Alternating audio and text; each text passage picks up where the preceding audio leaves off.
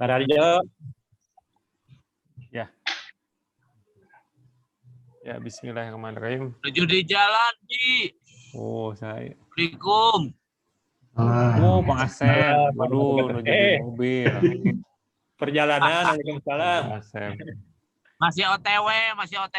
Maaf. Ikut aja ngikut. Posisi di mana posisi?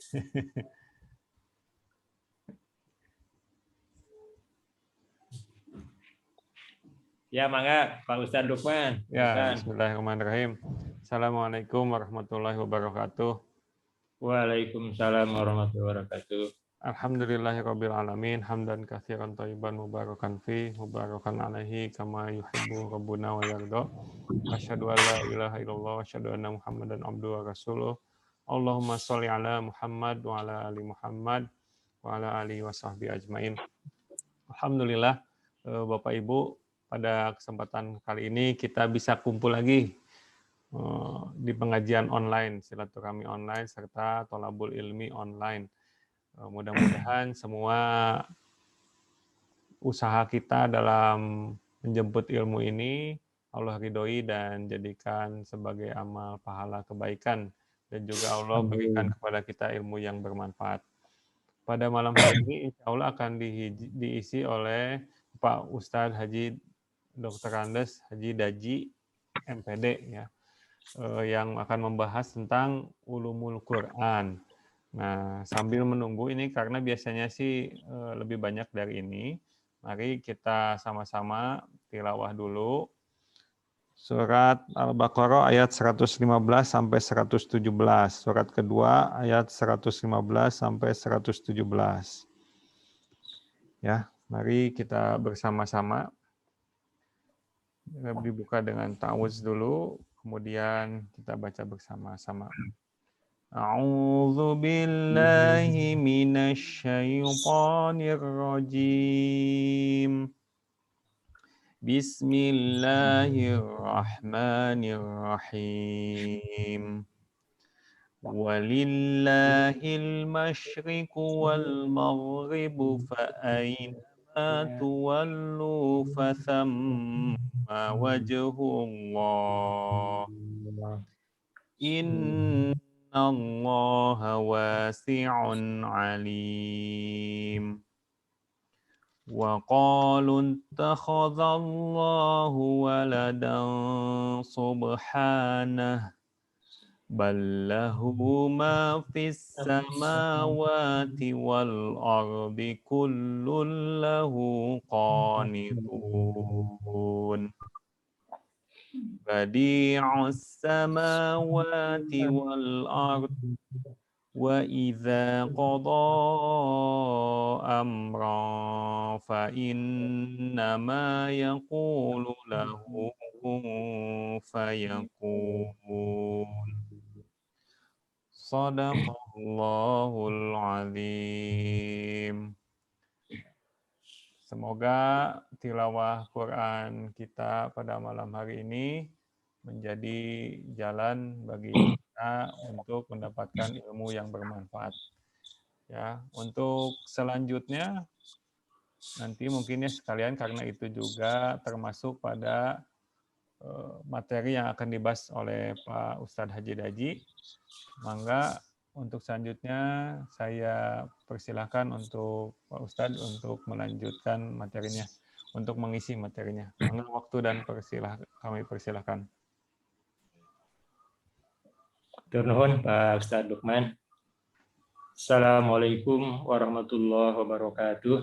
Waalaikumsalam warahmatullahi wabarakatuh.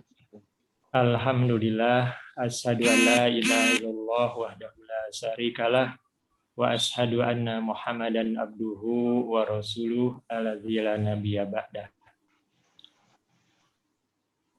Bapak-bapak dan ibu-ibu yang dimuliakan Allah, puji dan syukur kita sama-sama panjatkan pada Allah Subhanahu wa taala yang telah mentakdirkan kepada kita, memberikan kesempatan kita untuk bertemu di majelis ini.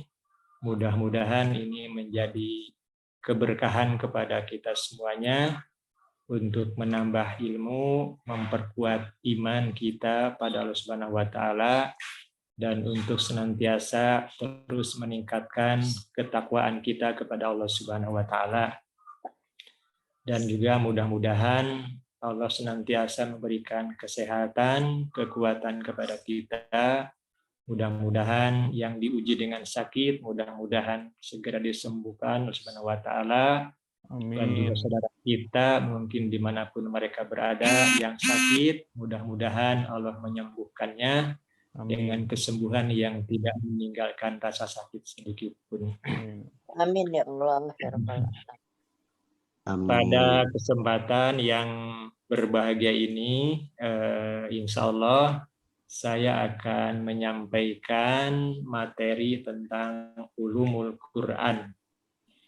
Pada pertemuan-pertemuan sebelumnya, Pak Haji Asep telah menyampaikan semacam matrikulasi pembagian coupling materi yang akan disampaikan di forum pengajian kita ini. Dan insya Allah Bapak Ibu masih ingat pada saat itu Pak Haji Asep menyampaikan tentang Islam Kapah dan surat Al-Baqarah ayat 208. Ya ayyuhalladzina amanu dkhulu fis-silmi kafah. Wahai orang-orang yang beriman, masuklah kalian semuanya kepada Islam secara kafah, secara menyeluruh, secara totalitas. Dan Pak Asep telah mencoba membuat bagian, ada 3 hal. Kalau diklasifikasi Islam itu ada yang menyangkut akidah, syariah, dan akhlak. Dan bagian saya mungkin di sekitar akidah. Kemudian pada pertemuan berikutnya juga Pak Haji Mutarom telah menyampaikan diantaranya adalah tentang 3 sumber nilai atau sumber hukum utama di dalam Islam. Yang pertama adalah Al-Quran, yang kedua adalah Al-Hadis, dan yang ketiga adalah ijtihad. Ini sebagai atau merupakan dialog Rasulullah dengan sahabatnya, yaitu yang diutus ke suatu negeri, negeri Yaman kalau tidak salah, saya lupa lagi, tentang pertanyaan bagaimana memutuskan suatu perkara. Ya, sahabat itu menjawab dia akan memutuskan pertama dengan Al-Quran. Ya. Kalau tidak di Al-Quran dengan hadis, kalau tidak di hadis itu dengan ijtihad. Dan itu dibenarkan oleh Rasulullah SAW. Dan bagian saya adalah insya Allah akan mengupas tentang Al-Quran. Nah, ilmu untuk memahami Al-Quran itu disebut dengan ulumul Quran, ilmu-ilmu tentang Al-Quranul Karim. Nah, kalau Pak Haji Mustarom kemarin membahas tentang mustalahul hadis, itu kajian-kajian tentang hal yang berkaitan tentang hadis. Mungkin bisa ditampilkan Pak Lukman, ini materi yang akan disampaikan, yaitu ulumul Quran. Ulumul Quran ini mengkaji ya ilmu-ilmu yang berkaitan untuk memahami Al-Quran. Ya.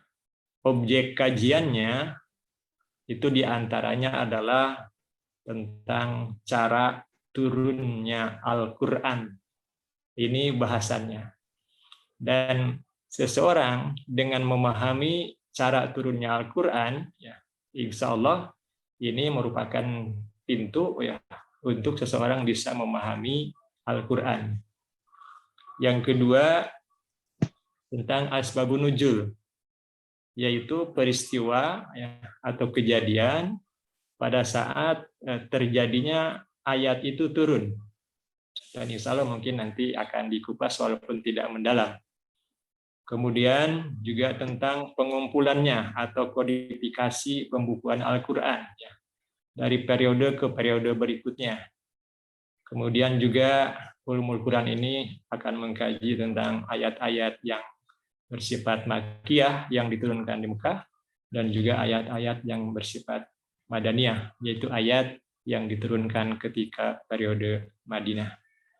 Kemudian juga mengkaji tentang nasikh dan mansukh, kemudian mengkaji juga ayat-ayat muhkam dan ayat-ayat mustatsabih, dan lain-lain. Jadi masih banyak kajian-kajian yang merupakan objek dalam ulumul Quran.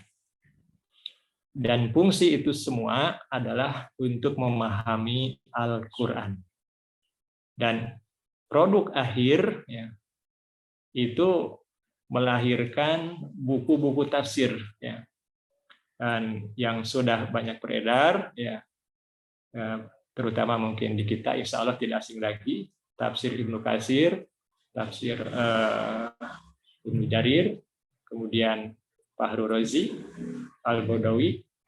Di tanah air pun para ulama, orang-orang soleh terdahulu juga sudah melahirkan atau membuat tafsir, di antaranya Al-Azhar, Pak Hamka, kemudian Hasbi As-Siddiqi, itu tafsir An-Nur.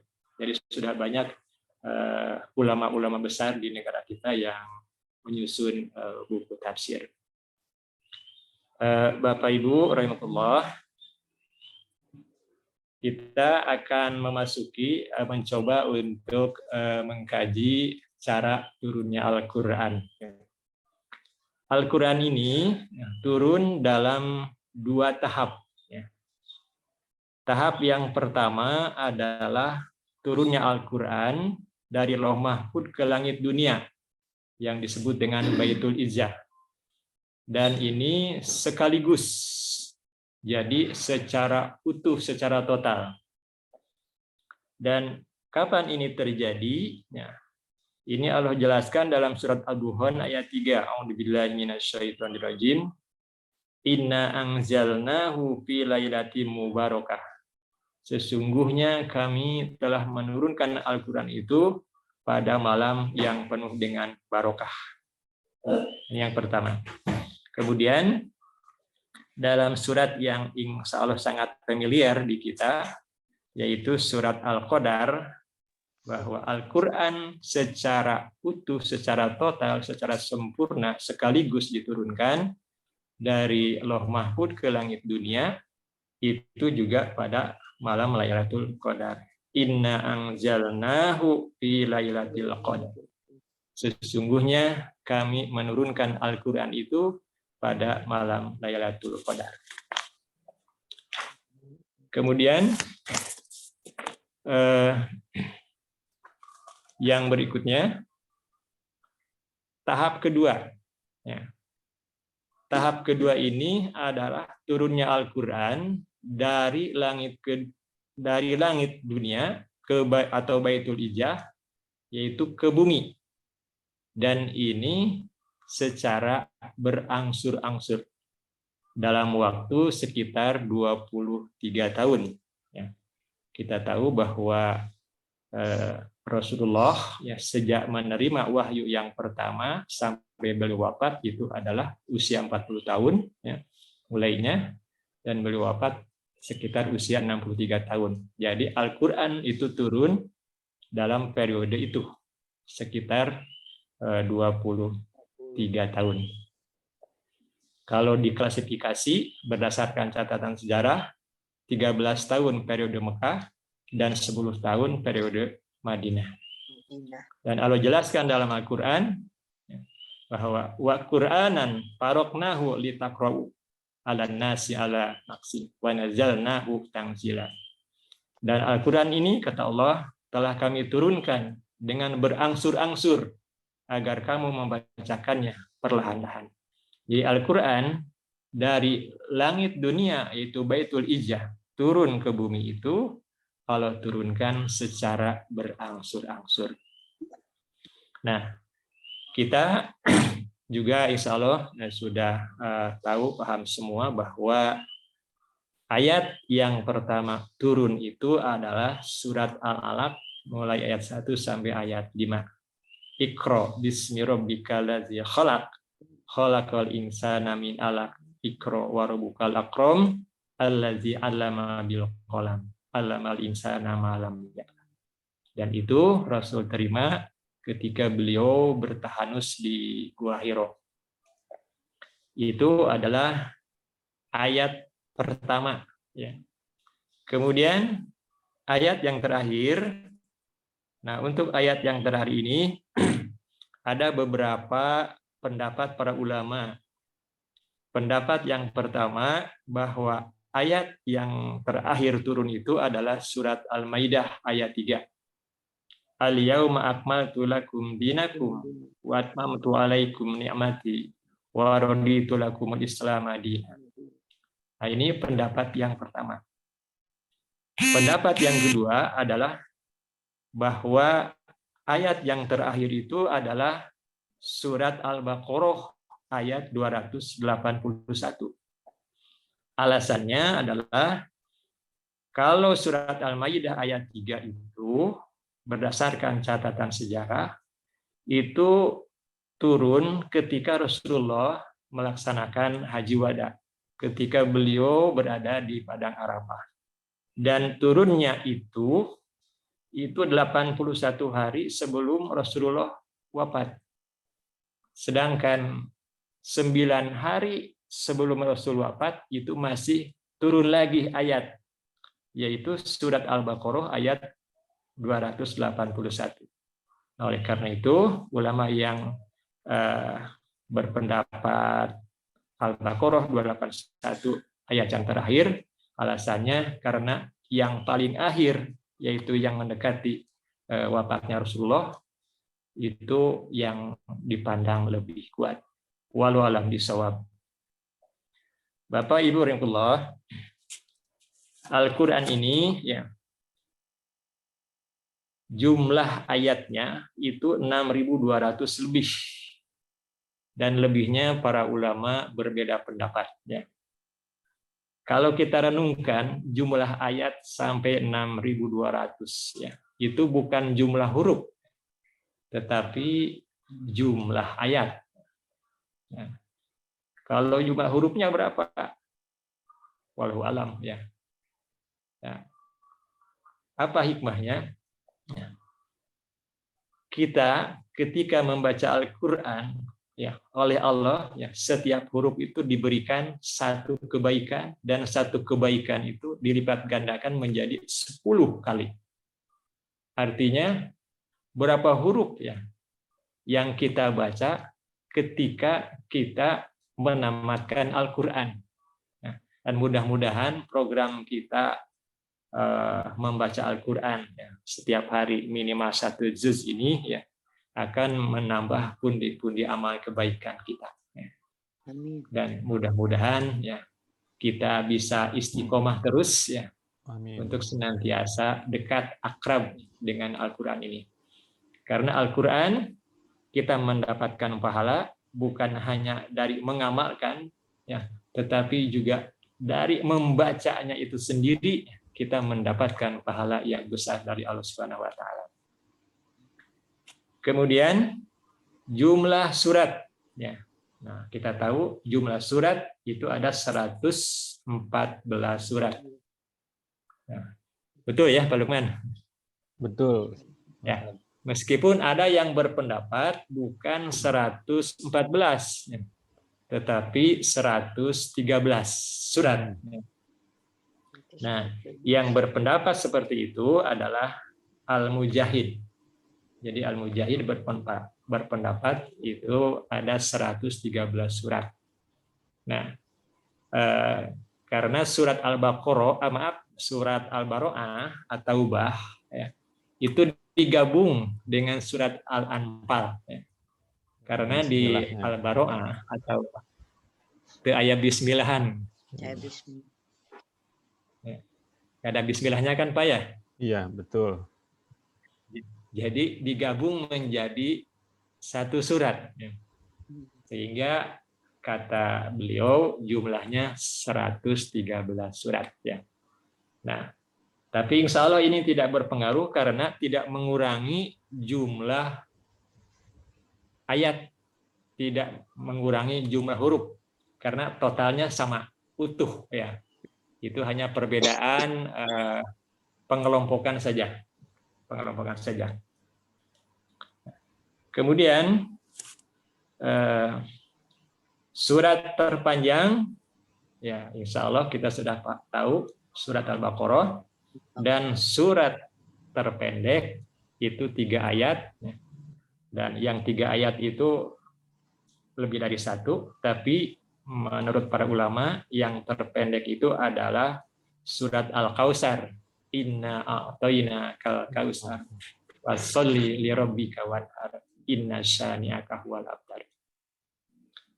Bapak Ibu rahimakumullah, di dalam sebuah hadis ya Rasul menyampaikan bagaimana keutamaan membaca Al-Qur'an, lebih-lebih membaca Al-Qur'an ketika sholat. Jadi pahalanya lebih utama. Kata Rasulullah, barang siapa yang membaca Al-Qur'an dalam sholat 3 ayat, ya, maka itu jauh lebih baik daripada dia memiliki unta yang sedang bunting, yang besar dan gemuk. Nah, ini menunjukkan keutamaan ya kita membaca Al-Qur'an lebih-lebih ketika sedang sholat. Kemudian ayat, kalau tadi surat terpanjang, nah sekarang ayat terpanjang itu ada di surat terpanjang, ada di surat Al-Baqarah, ya, yaitu ayatnya ayat 282 yang membahas tentang muamalah. Ya. Jadi ayat muamalah ini luar biasa panjangnya. Ini menunjukkan bahwa Islam itu bukan hanya mengatur urusan duniawi, tetapi urusan muamalah juga itu diatur oleh Islam. Nah, ini seperti yang pernah dibahas oleh Pak Haji Asep tentang Islam apa. Bahwa Islam itu adalah mengatur seluruh aspek kehidupan manusia. Kemudian yang selanjutnya, mungkin kita ya mengenal selain pembagian ayat, pembagian surat, juga di mushaf yang kita miliki itu ada pembagian Al-Qur'an berdasarkan juz. Dan yang 114 surat itu dibagi menjadi 30 juz.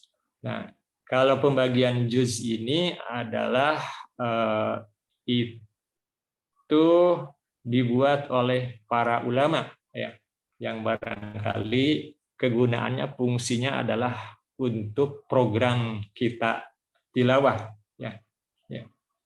Dalam kalender Islam itu 1 bulan itu 29 atau 30 hari. Sehingga 1 mushaf Al-Qur'an ya dibuat 30 juz ya. Kalau zaman para sahabat, berdasarkan apa yang pernah saya baca, itu bukan 30 juz 1 mushaf itu, tetapi mereka para sahabat itu membagi menjadi 7 bagian di kelompok-kelompok. Karena para sahabat punya kebiasaan menamatkan Al-Qur'an itu tiap pekan. Jadi tiap minggu. Jadi 1 minggu itu selesai. Ya. Jadi, sehingga dibuat menjadi 7 ya, 7 bagian. Nah itu tentang pengelompokan kepada juz. Kemudian yang selanjutnya, kalau yang barusan itu cara turunnya Al-Qur'an, yang berikutnya itu tentang asbabun nuzul. Ya. Asbabun nuzul itu adalah suatu peristiwa atau kejadian yang melatar belakangi turunnya suatu ayat. Dan ini sangat penting, ya, karena ada ayat-ayat yang kalau kita tidak tahu, tidak paham asbabun nuzulnya, itu bisa jadi salah pemahaman. Nah, di sini saya berikan contoh tadi ayat yang dibaca bersama-sama dengan Pak Ustadz Lukman. Bisa dilihat atau ditampilkan Pak Ustadz Lukman. Pertama di surat Al-Baqarah ayat 115. Nah, mangga ditingali bagi Bapak Ibu yang tidak memegang mushaf, katinggal panginten di layar. Ya. A'udzubillahi minasyaitonirrajim. Walillahil masyriq wal maghrib. Fa aina ma tuwallu fasama wajhullah. Ini artinya kepunyaan Allah lah timur dan barat. Fa aina ma tuwallu fasama wajhullah.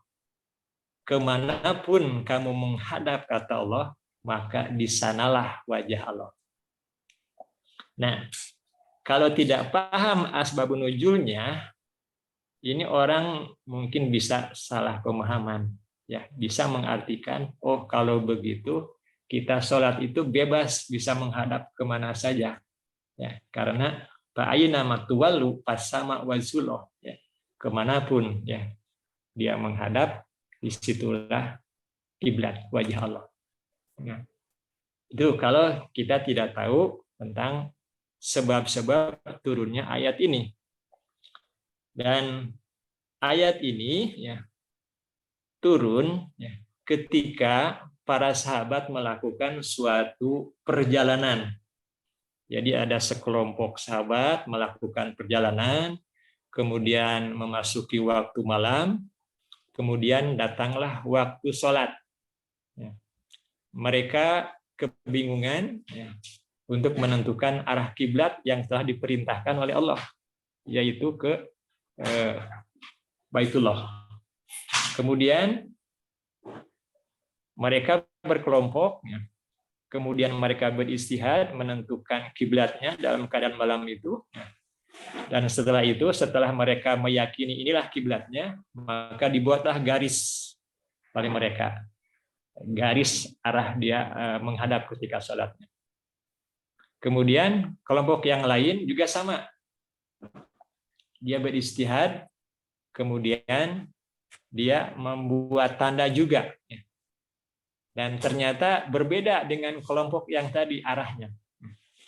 Dan pada saat masuk waktu pagi, sudah terang benderang, ternyata kelompok yang pertama itu mengarah ke utara, dan yang kedua itu mengarah ke selatan. Nah, mereka pada bingung, pada bingung. Kemudian mereka mendatangi Rasulullah, bertanya ke Rasulullah, ya Rasulullah, ini bagaimana ini? Nah, Rasulullah terdiam, dan setelah itu turunlah ayat ini, Al-Baqarah 115. Walillahil masyriq wal maghrib. Fa aina ma tuwallu fasama wajhullah. Milik Allah lah timur dan barat. Kemanapun ya kalian menghadap, disitulah wajah Allah. Artinya sholatnya sah ya. Jadi dalam keadaan darurat tertentu, maka sholatnya sah. Dan ayat ini tidak bisa dipakai kalau dalam keadaan normal. Ya. Tetapi ketika seseorang tidak tahu arah kiblat, kemudian dia berusaha sekuat tenaga untuk mencari arah kiblatnya, ya, ini dalilnya. Jadi sekalipun misalnya ternyata itu salah, maka sholatnya insya Allah sah. Nah, itu asbabun nuzul dari Al-Baqarah 115. Dalam keadaan normal, ya tetap kita menggunakan ya dalil perintah Allah, fawalli wajhaka syatrul masjidil haram wa haitsu ma kuntum fawallu wujuhakum syatra. Hadapkanlah wajahmu ke arah Masjidil Haram dimanapun ya kamu berada, fawallu wujuhakum syatra. Hadapkanlah wajahmu ke arah Masjidil Haram. Nah, itu Bapak Ibu yang pertama, jadi kita jadi paham ya ketika kita memahami latar belakang turunnya ayat ini. Kemudian yang kedua, surat Al-Maidah ayat 93. Ya. Al-Maidah ayat 93. Bunyi ayatnya, A'udzubillahi minasyaitonirrajim. laisa 'alal ladzina amanu wa amilus solihati junahum fi ma ta'im idza mattaqau wa amanu wa amilus solihat summa taqaw wa amanu summa taqaw wa ahsanu wallahu yuhibbul muhsinin. Tidak ada dosa bagi orang-orang yang beriman dan mengerjakan amalan yang soleh tentang makanan yang telah mereka makan. Maksudnya khamar. Ya. Apabila mereka bertakwa serta beriman dan mengerjakan amal-amal yang soleh, kemudian mereka tetap bertakwa dan beriman, kemudian mereka tetap juga bertakwa dan berbuat kebajikan. Nah, sepintas secara zahir, ya, ayat ini sepertinya mentolerir tentang khamar. Ya. Jadi sepertinya Allah membolehkan, ya, tidak apa-apa, ya, seseorang itu tidak berdosa seseorang itu, ya, memakan khamar atau meminum khamar. Dan padahal ayat ini turun, ya, setelah ayat yang secara tegas mengharamkan khamar, yaitu di dalam ayat A'udzubillahi minasyaitonirrajim, ya ayyuhallazina amanu, ya, innamal khamru wal maisir wal ansabu wal azlamu rizqun min amali syaiton fastanibuhu la'alakum tuflihun. Wahai orang-orang yang beriman, sesungguhnya khamar, berjudi, berkorban untuk berhala, mengundi nasib dengan anak panah adalah termasuk perbuatan setan. Maka jauhilah perbuatan-perbuatan itu agar kamu mendapat keberuntungan. Nah, setelah ayat ini turun, ya, maka para sahabat bertanya ke Rasulullah, ya Rasulullah, bagaimana dengan orang-orang yang ikut berperang membela agama Allah dan gugur? Mereka adalah para peminum arak. Padahal minum arak itu perbuatan keji. Nah, jadi di antara orang-orang yang berjihad berperang itu kemudian gugur itu dulunya, ya, sebelum khamar secara tegas diharamkan, itu ada orang-orang yang beriman yang pernah, ya, minum arak. Bagaimana ya Rasulullah? Ya. Maka turunlah ayat yang tadi yang menyatakan itu tidak berdosa. Jadi tidak berdosanya itu terhadap perbuatan yang telah lalu. Artinya Allah telah mengampuni, ya, dosa-dosa mereka yang gugur di jalan Allah dan dulunya mereka pernah minum khamar. Jadi Allah telah mengampuni. Jadi ayat itu bukan membolehkan minuman keras. Nah, Bapak Ibu rahimakumullah.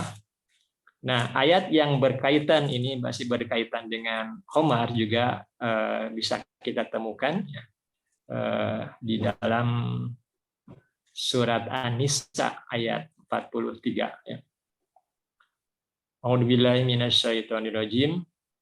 Ya ayyuhallazina amanu la taqrabus sholat wa antum sukara hatta ta'lamu ma taqulun.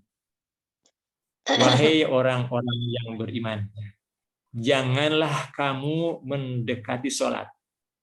Janganlah kamu melakukan sholat. Wa antum sukaro. Sedangkan kamu dalam keadaan mabuk. Hatta ta'lamu ma taqulun. Sehingga kamu mengetahui, paham terhadap apa yang kamu katakan.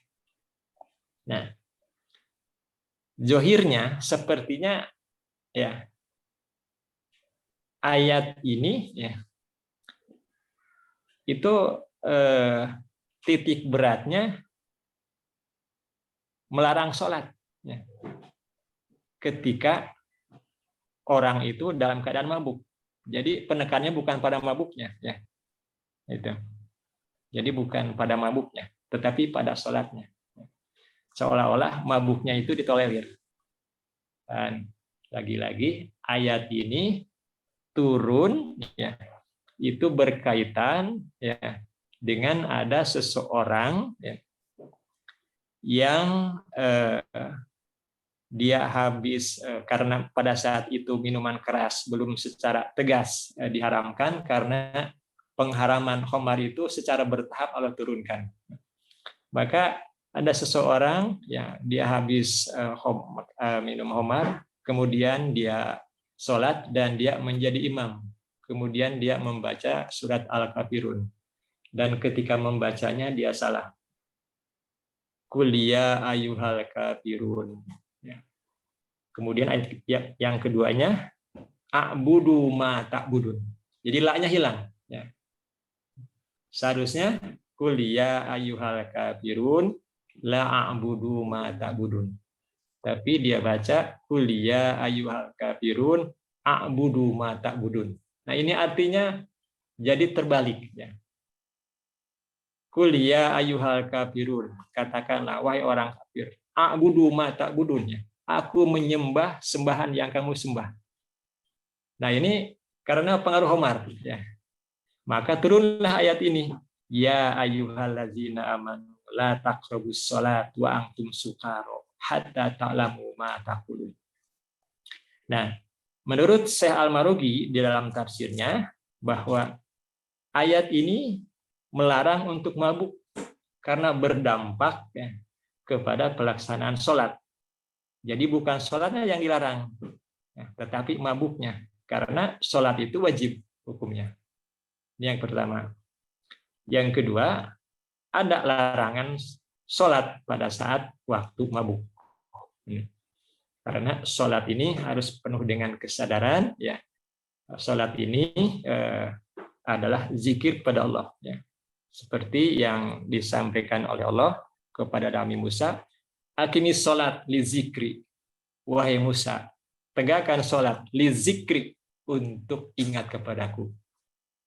Jadi di antara hikmah sholat itu adalah li zikri, kata Allah, untuk ingat kepadaku. Dan mudah-mudahan sholat yang kita lakukan pun adalah sepanjang sholat kita senantiasa ingat kepada Allah Subhanahu wa taala dengan khusyuk dan tawadhu. Amin.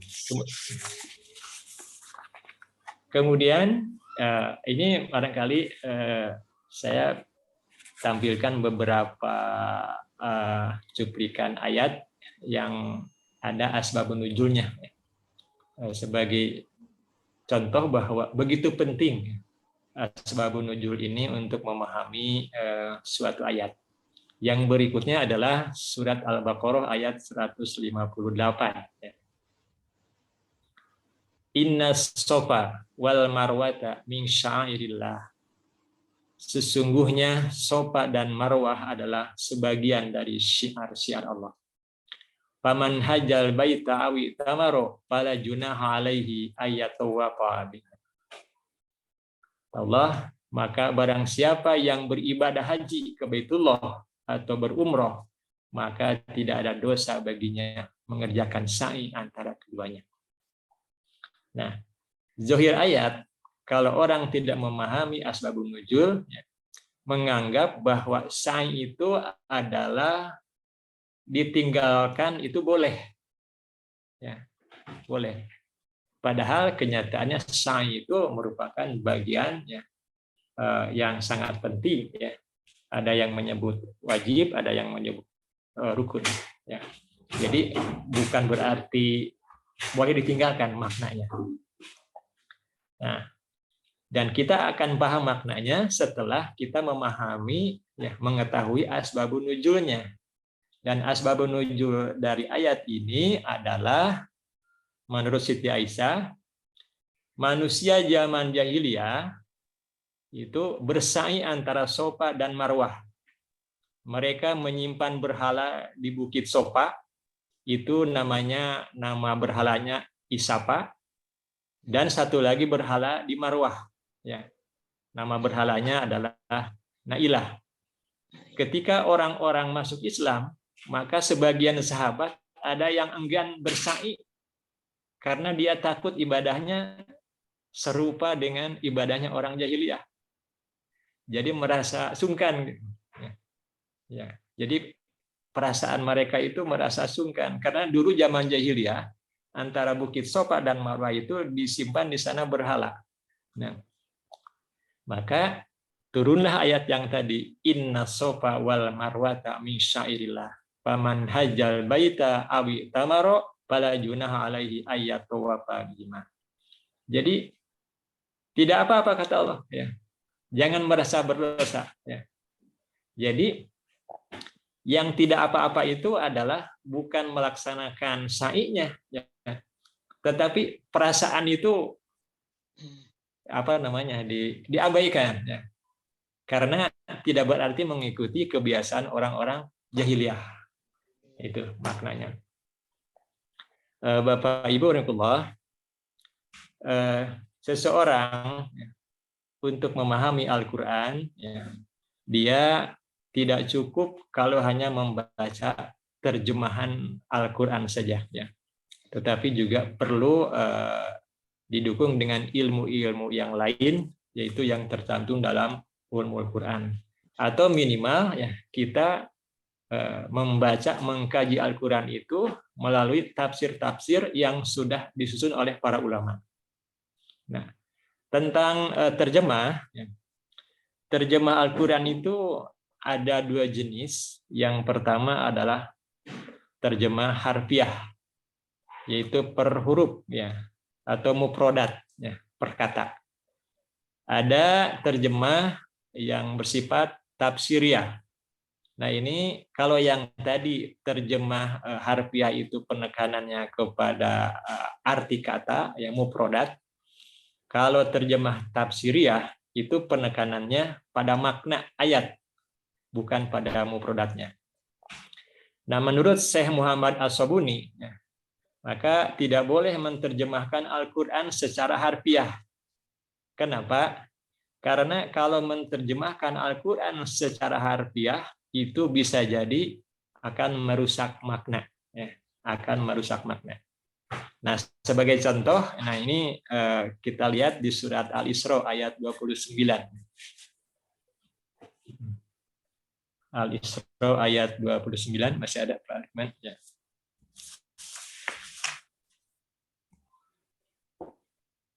Adanya 43 dan 24, Ustaz.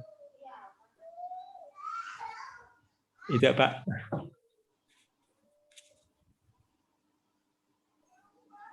Al-Isra 43 dan Oh iya, 24 ya. di sini. Ya. Ya. Oke, ya. Ayatnya a'udzubillahi minasyaitonirrajim. Wala taj'al yadaka maglulatan ila unukika wala tabsutha kullal basti.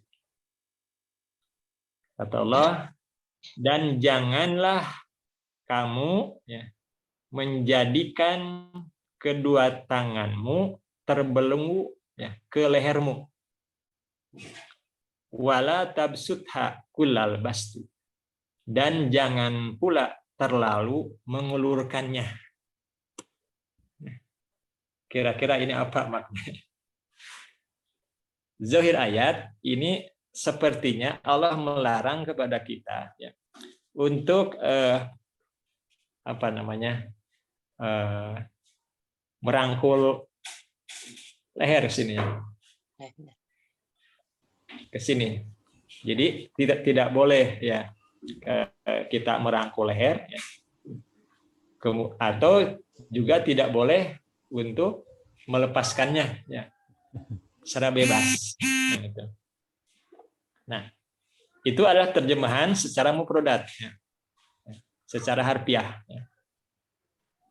Apakah memang maknanya itu kita itu dilarang untuk menggantungkan tangan ke leher, dan Allah juga melarang kepada kita ya untuk melepaskan tangan ya selepas-lepasnya.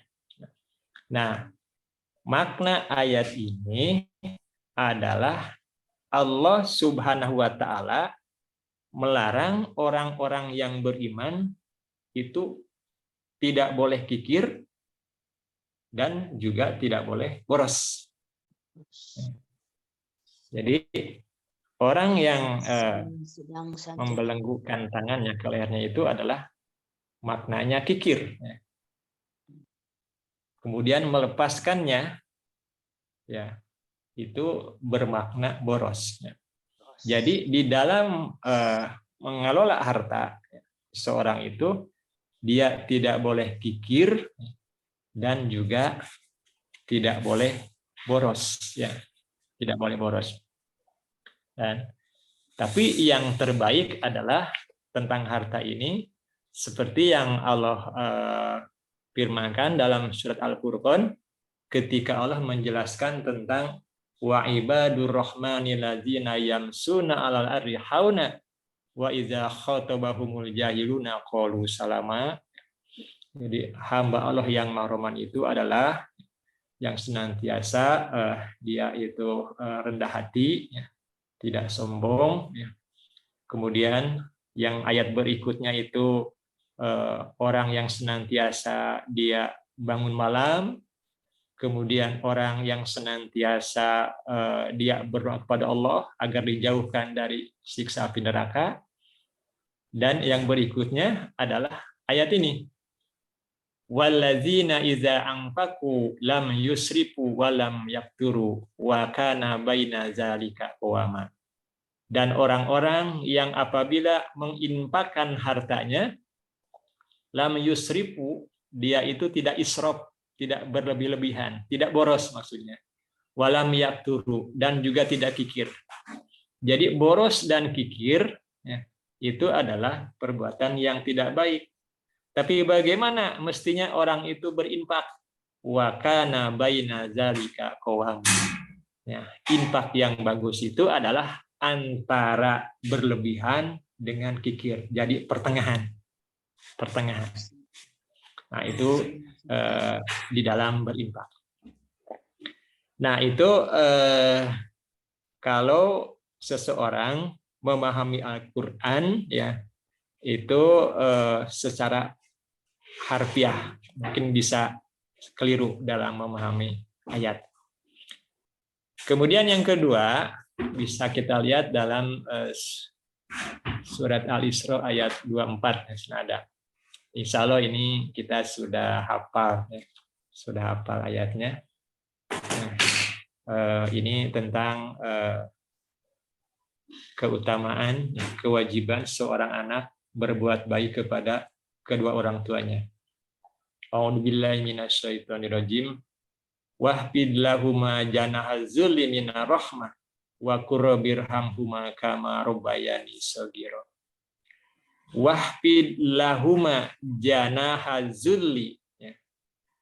Wahfid lahuma, dan rendahkanlah, ya, lahuma terhadap keduanya, ya, terhadap ayah dan ibu, janahazulli. Apa yang direndahkan itu? Janahazulli. Janahazulli itu adalah sayap kehinaan. Ya. Jadi kalau diterjemahkan secara harfiah, itu seorang anak disuruh, ya, untuk merendahkan, ya, sayap kehinaan.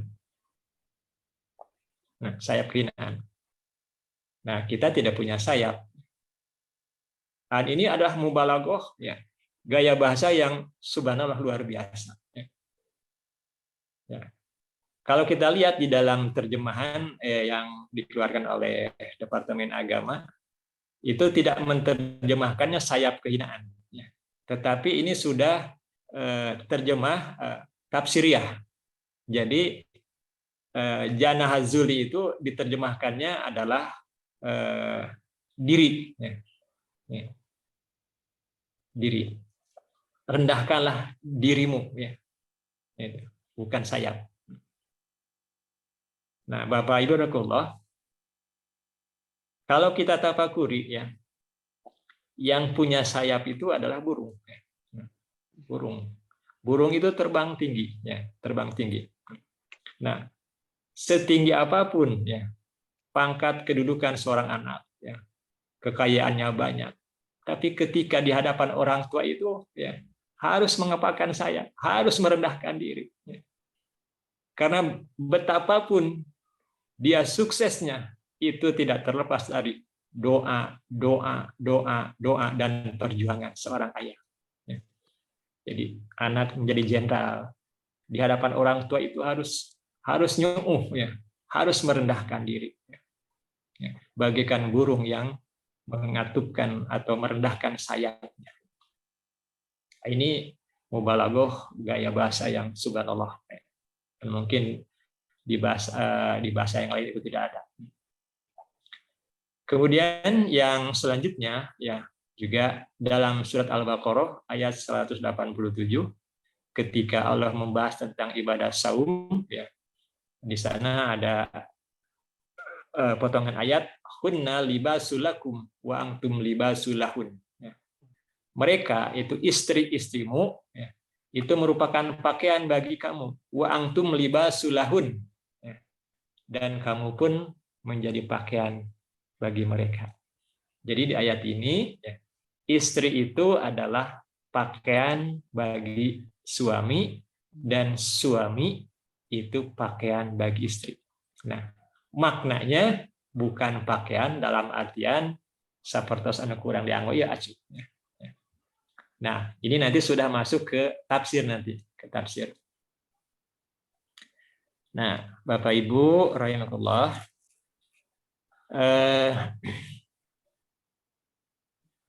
ada kesalahan, ya, pemahaman, ya, yang mengakibatkan kesalahan langkah yang diambil, ya. Ini saya pernah membaca suatu artikel, ya, di internet, ya, tetapi blognya sekarang tidak ketemu lagi, ya. Tapi menarik, ya. Ini ada seseorang yang mengaku dia itu anak seorang kiai, ya. Dia mengkaji Al-Quran dan dia menemukan kisah Nabi Isa itu berbeda dengan kisah-kisah Nabi yang lain, ya. Jadi agak unik Nabi Isa itu. Nah, kemudian dia terus membaca Al-Quran, ya, dan dia menemukan, ya, ayat di Al-Quran, ya,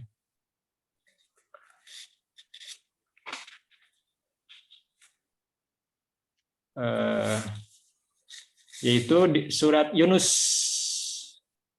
Bisa ditampilkan barangkali Pak Ustadz? Oh, ini yang ini ya. Sudah. Sudah, ya. Surat Yunus ayat 94. Ketika dia kebingungan, dia dengan menemukan ayat ini seolah-olah ini adalah solusi bagi dia. Ya.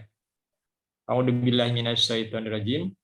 Fa in kunta fisakkim mimma anzalna ilaika fas'alil ladzina yaqra'unal kitab min qablik.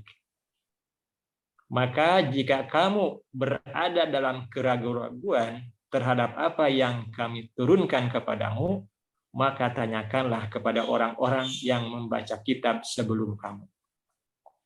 Nah, setelah dia membaca ayat ini, ya, dia menarik kesimpulan, dia punya permasalahan, ya, dia ingin ada kejelasan, ya, di ayat ini, ya, dijelaskan kalau kamu ragu maka tanyakanlah kepada orang-orang yang membaca kitab sebelum kamu. Ya, siapa? Maksudnya siapa? Ya, maka yang dia datangi, ya, bukan ustadz, bukan ulama, ya, tetapi orang yang dianggap oleh mereka itu adalah orang-orang yang diberi kitab terdahulu. Maka dia datanglah ke sana dan konsultasi. Hasilnya apa? Hasilnya dia pindah agama, ya.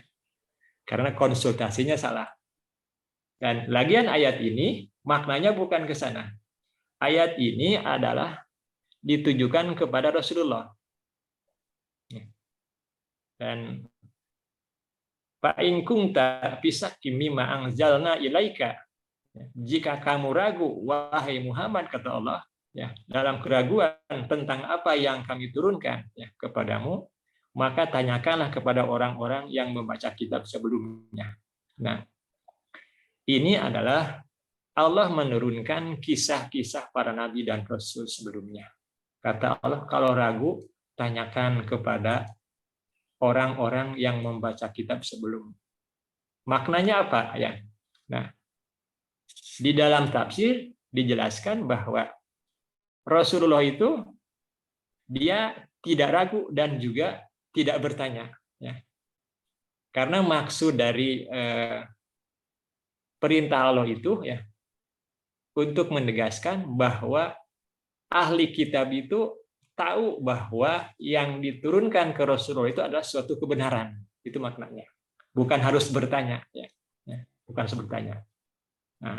Nah, itu barangkali beberapa kekeliruan ya karena kesalahan memahami suatu ayat. Ya.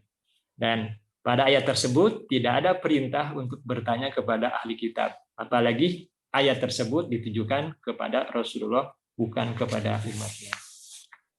Nah, sebagai kesimpulan tentang bahasan asbabun nuzul ini, walaupun singkat, ya karena masih luas tentang asbabun nuzul ini, faedah mengetahui asbabun nuzul menurut Imam Al-Wahid, ya, tidak mungkin orang mengetahui tafsir suatu ayat tanpa mengetahui kisah dan penjelasan mengenai turunnya ayat tersebut. Kemudian Imam Ibnu Daqiqil Id dia menyatakan bahwa keterangan sebab turunnya ayat merupakan cara yang kuat dan penting dalam memahami makna-makna Al-Quran. Dan terakhir Ibnu Taimiyah menyatakan bahwa mengetahui asbabun nuzul sangat membantu dalam memahami maksud ayat. Nah, barangkali itulah yang dapat saya sampaikan. Yang benarnya datang dari Allah dan yang salahnya karena kebodohan dan kedaifan sendiri. Dan mungkin kalau masih ada waktu, ya dipersilakan bagi Bapak Ibu mungkin ada yang mau menambahkan, ya, atau sharing di dalam kajian kita ini. Jadi kita mungkin baru 2 poin, walaupun 2 poin ini sangat singkat, yaitu cara turunnya Al-Quran dan tentang asbabun nuzul. Mungkin itu sementara Pak Ustadz Lukman. Ya. Terima kasih. Assalamualaikum warahmatullahi wabarakatuh. Waalaikumsalam warahmatullahi wabarakatuh. Jazakallah khairan katsiran. Ustaz Daji sudah memaparkan, semoga semua yang dipaparkan Ustaz Daji ini bisa bermanfaat bagi kita semua. Mangga Bapak Ibu, bagi Bapak Ibu yang mau bertanya, dipersilahkan boleh di chat ataupun angkat tangan ataupun langsung bisa bertanya dengan langsung di unmute gitu ya. Mangga ada barangkali yang mau bertanya Bapak Ibu. Saya Pak. Mangga Ibu. Assalamualaikum warahmatullahi wabarakatuh. Waalaikumsalam. Waalaikumsalam warahmatullahi wabarakatuh. Sehubungan dengan turunnya Al-Quran, Pak Ustadz, tadi Pak Ustadz bilang pada saat malam Lailatul Qadar, turunnya Al-Quran itu, apa hubungannya dengan 17 Ramadan, nuzulul Quran? Apa itu sama atau tidak maksudnya? Itu aja, terima kasih. Assalamualaikum warahmatullahi wabarakatuh. Waalaikumsalam warahmatullahi wabarakatuh. Ya.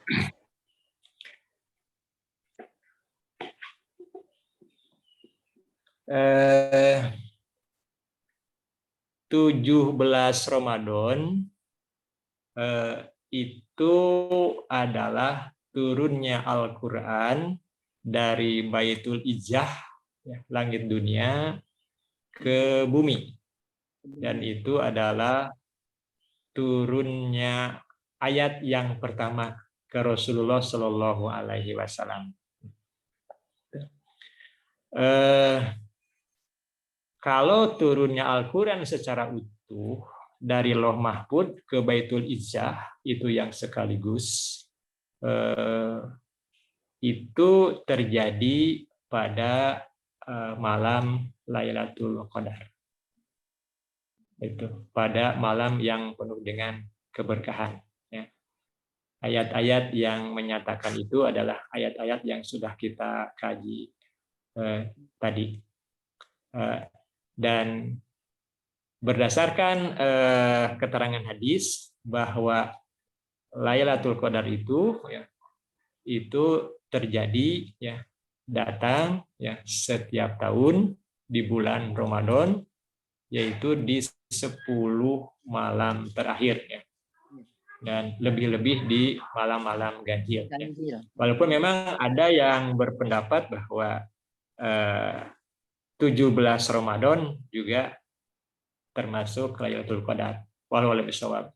Cuma yang mungkin lebih masyhur adalah Lailatul Qadar itu terjadi di 10 malam yang terakhir, dan dulu Al-Quran yang kita pegang ini secara utuh, secara sempurna sekaligus itu diturunkan pada Lailatul Qadar. Nah, kalau kita perinci di surat Al-Qadar itu, A'udzubillahi minasyaitonirrajim, inna anzalnahu fi lailatul qadar.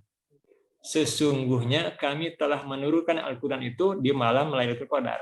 Memang di surat ini tidak dijelaskan kapan itu terjadi. Nah, tetapi ini bisa terjawab, bisa kita baca di surat Al-Baqarah. Syahrul Ramadan alladzi unzila fil Qur'an hudal linnasi wa bayyinatin minal huda wal furqan. Bahwa Al-Qur'an itu diturunkan di bulan Ramadan. Ya. Berarti Lailatul Qadar itu terjadi di bulan Ramadan. Ya. Dan di hadis dia lebih spesifik lagi, itu di 10 malam terakhir. Wallahu a'lam bishawab. Nah, mungkin ada masukan dari yang lain. Karena memang dalam hal ini banyak pendapat. Begitu barangkali Bu Hajah. Ya, makasih Pak Ustadz. Ini lagi mau nanya sekalian Pak Ustadz. Di dalam Al-Quran itu turunnya itu kan tidak sekaligus ya Pak.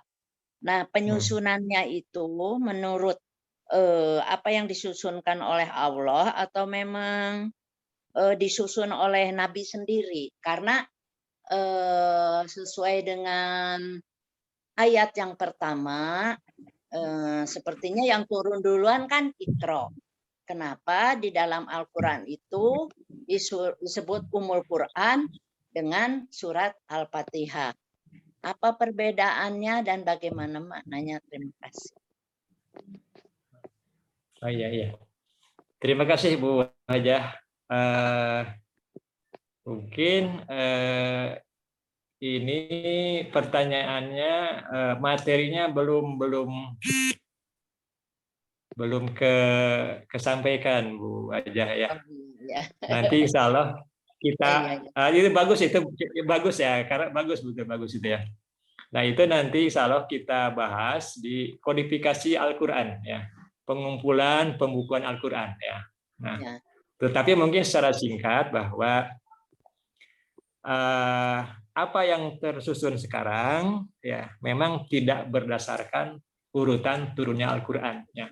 Tetapi ini sudah merupakan wahyu dari Allah ya. Karena setiap tahun di bulan Ramadan ya, Rasulullah itu senantiasa tadarus ya, membaca Al-Quran di hadapan malaikat Jibril. Nah, jadi itu sudah susunan yang sekarang itu adalah sudah merupakan wahyu dari Allah Subhanahu wa taala. Mungkin itu singkatnya, tapi nanti insya Allah nanti dijelaskan barangkali di materi tentang kodifikasi Al-Quran. Oh iya. Makasih, begitu barangkali Bu Hajah. Iya, makasih Pak Ustadz. Mangga bagi Bapak Ibu lainnya yang ingin mengajukan pertanyaan terkait mengenai telaah Al-Quran, bagaimana nih ya,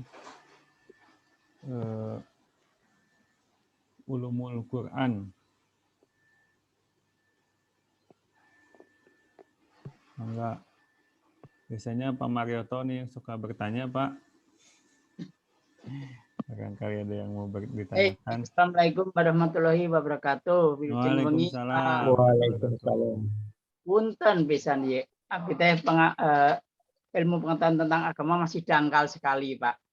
Makanya tadi saya juga agak menyimak tapi lupa saya. Bapak tadi menyebutkan di dalam Al-Qur'an itu surat apa Pak tadi yang ada 114 ayat tadi? Ayat. Ada yang 113 dan ada yang 114 tadi ya. Oh iya, jumlah surat ya, jumlah Ya, surat. jumlah surat betul. Ada yang satu pakai surat apa tadi? Ya ada yang pakai Bismillahirrahmanirrahim. Yang Taubah. satu ada yang digabung tadi. Ya, taubah. Ya. Nah, kaitan dengan itu, Pak, punten pisan barangkali saya kalau agak terlalu dangkal sekali ini. Di sholat kita barangkali, Pak, itu kan kadang-kadang di kalau Al-Fatihah biasanya membaca Bismillahirrahmanirrahim ya. Tetapi kalau ro'at pertama itu kan pakai Bismillah juga suratnya. Setelah di rokaat yang kedua itu kan Al-Fatihah masih tetap pakai Bismillah.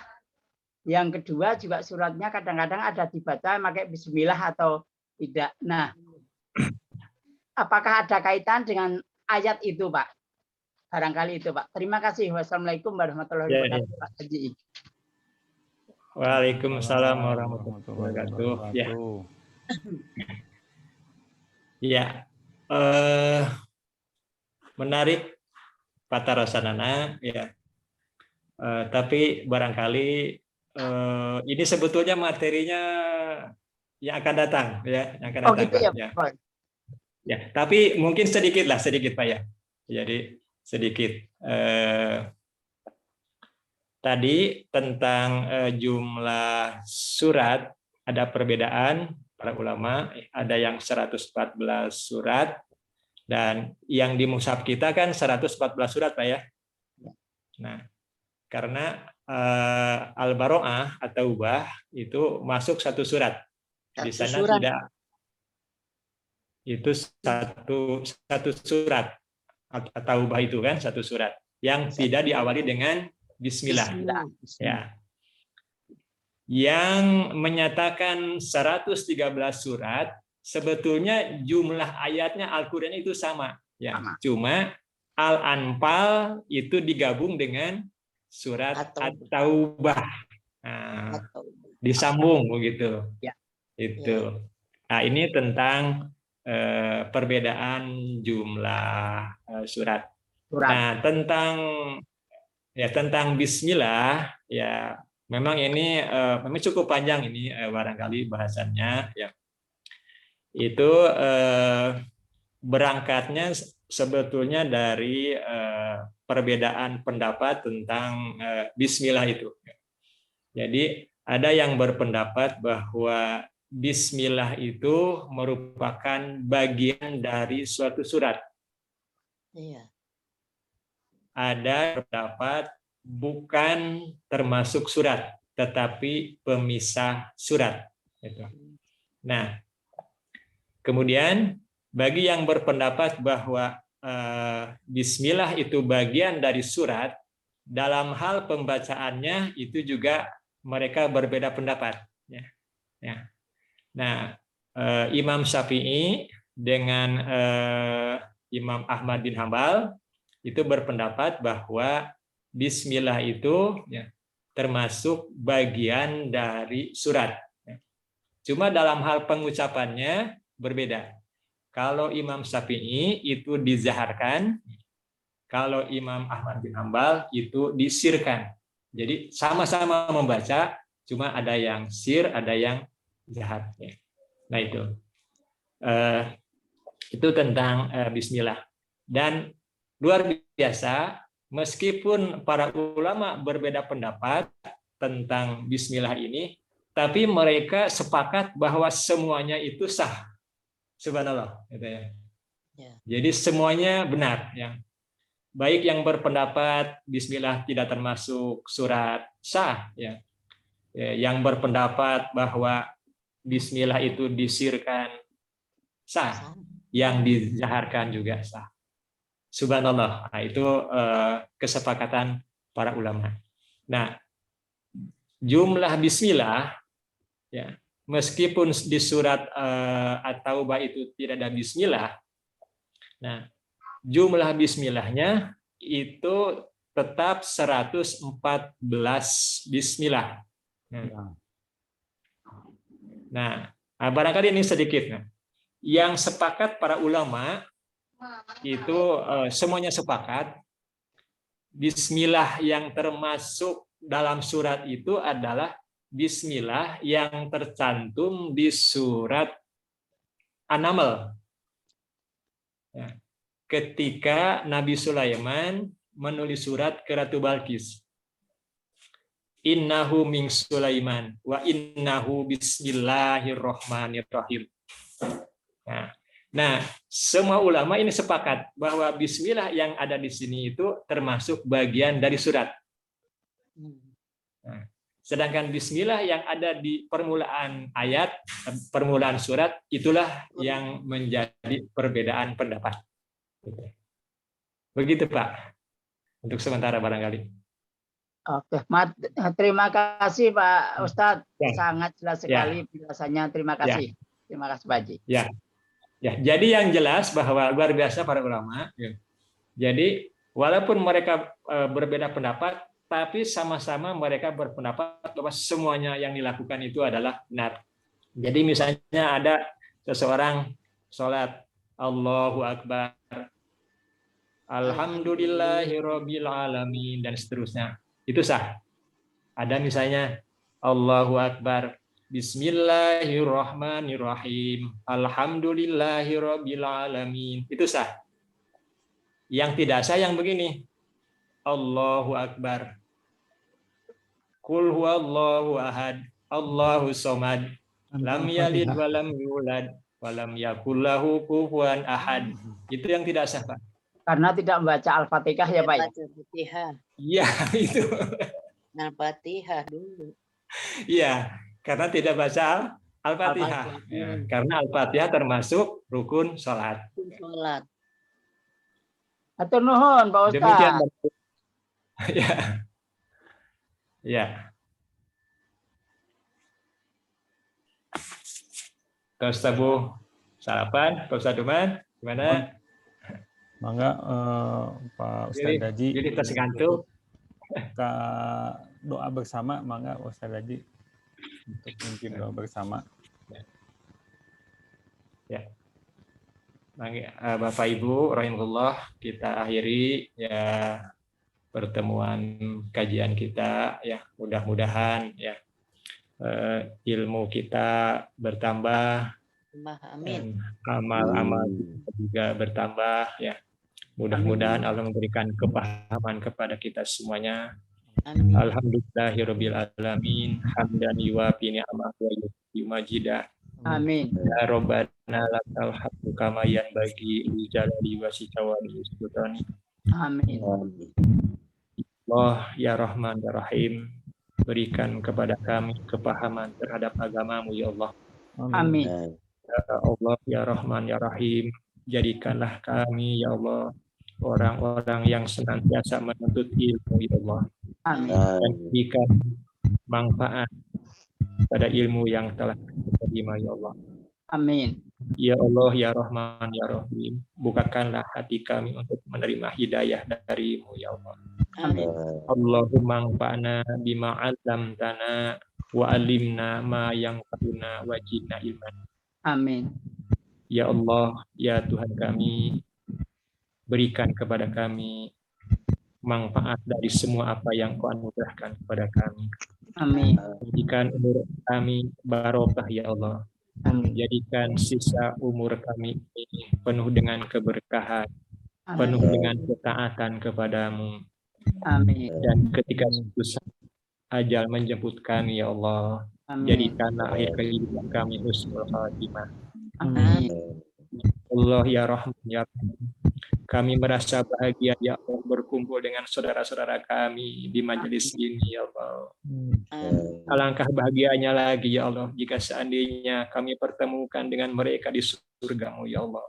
Amin. Pertemukan kami semua ya Allah di surga-Mu dengan saudara-saudara kami, dengan keluarga kami ya Allah. Ampuni dosa dan kesalahan kami. Ampuni dosa dan kesalahan ayah dan ibu kami. Ampuni kaum muslimin dan muslimat. Amin. Ya Allah ya Rahim, kuatkanlah ikatan ukhuwah di antara kami ya Allah. Amin. Kuatkanlah ikatan ukhuwah dan persaudaraan di antara kami ya Allah. Amin. Rabbana mina innaka antas sami'ud du'a. Rabbana innaka antas samiul alim wa tub alaina innaka antat tawwabur rahim. Amin. Rabbana atina fid dunya hasanah Amin. wa fil akhirati hasanah wa qina adzabannar. Amin. Subhana rabbika rabbil izzati amma yasifun. Amin. Wassalamun alal mursalin walhamdulillahi rabbil alamin. Amin. Subhanaka bihamdika asyhadu an la ilaha illa anta astaghfiruka wa atubu ilaik. Walhamdulillahi rabbil alamin. Wassalamualaikum warahmatullahi wabarakatuh. Waalaikumsalam warahmatullahi wabarakatuh. Wabarakatuh. Alhamdulillah, jazakallah khairan katsiran. Terima kasih Pak Lukman. Alhamdulillah. Semoga beliau Allah berikan kesehatan, Amin. berikan Amin. ampunan, Allah sayangi, Allah limpahkan rahmat untuk Ustaz dan sekeluarga. Umur Juga panjang. untuk kita semua, mudah-mudahan semua usaha, semua kuota yang sudah dikeluarkan, semoga Allah catat menjadi amal ibadah di sisinya dan dilipat gandakan. Amin. Semoga juga kita diberikan kesehatan untuk terus-menerus bisa menuntut ilmu. Insya Allah, minggu depan kita akan bertemu kembali. Amin. Mohon maaf bila dalam penyampaian ataupun dalam pelaksanaan ada kekurangan, mohon dimaafkan. Mari kita tutup dengan hamdalah bersama-sama. Alhamdulillahirabbil alamin. Alhamdulillah. Dan doa kafaratul majlis. Subhanakallahumma wa bihamdika asyhadu an la ilaha illa anta astaghfiruka wa atubu ilaik. Ya, terima kasih Bapak Ibu, selamat beristirahat. Assalamualaikum warahmatullahi wabarakatuh. Waalaikumsalam. Warahmatullahi wabarakatuh. Oh, terima kasih. Ya, Pak. Haji. Ya, Pak Ji. Oh. Iya, Ya, sehat, Pak Ji. Alhamdulillah. Suaranya nggak keluar, Pak. Pak Muhtaram, suaranya nggak ini. Suaranya nggak ada, tidak kedengaran. Coba Kecil. kecil suaranya. Halo, kedengaran sekarang? Ya, halo, Pak. Ya, saya Kecil suaranya, Pak. Sinyalnya mungkin. Sinyalnya. Ya. Halo, Pak. ya, ya. Sinyalnya nggak jelas. Sinyalnya mungkin nggak Intinya ucapan partisipan kita semuanya. Nggak ada, Pak. Sinyalnya nggak Ya, jelas. terima kasih. Bahasa isyarat aja. Nggak ada.